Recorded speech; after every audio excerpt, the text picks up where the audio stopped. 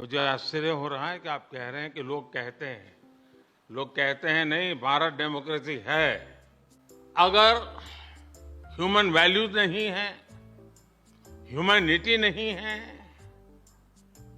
Human rights नहीं है, फिर तो वो डेमोक्रेसी है ही नहीं। और इसलिए जब आप डेमोक्रेसी कहते हैं, जब डेमोक्रेसी को स्वीकार करते हैं और जब हम डेमोक्रेसी को लेकर के जीते हैं, तब डिस्क्रिमिनेशन का कोई सवाल ही नहीं उठता है। और इसलिए भारत सबका साथ, सबका विकास, सबका विश्वास, सबका प्रयास, उन मूलभूत सिद्धांतों को लेकर के, और इसलिए हम चलते हैं। भारत में सरकार के जो बेनिफिट्स हैं वो एक्सेस टू ऑल है, जो भी उसके हकदार हैं उन सबको मिलते हैं। इसलिए भारत के लोकतांत्रिक मूल्यों में कोई भेदभाव नहीं है, न धर्म के आधार पर, न जाति के आधार पर, न उम्र के आधार पर, न भूभाग के आधार पर। मुझे आश्चर्य हो रहा है कि आप कह रहे हैं कि लोग कहते हैं नहीं, भारत डेमोक्रेसी है। और जैसा राष्ट्रपति बाइडेन ने कहा, भारत और अमेरिका दोनों के डीएनए में लोकतंत्र है।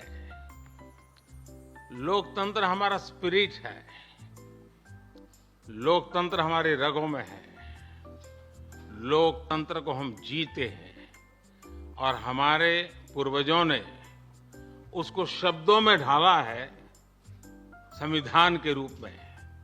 और हमारी सरकार लोकतंत्र के मूलभूत मूल्यों को आधार लेकर के बने हुए संविधान के आधार पर चलती है। और हमारा संविधान और हमारी सरकार, और हमने सिद्ध किया है डेमोक्रेसी कैन डिलीवर। और जब मैं डिलीवर कहता हूं तब कास्ट, क्रीड, रिलीजन, जेंडर, किसी भी भेदभाव को वहां जगह नहीं होती है।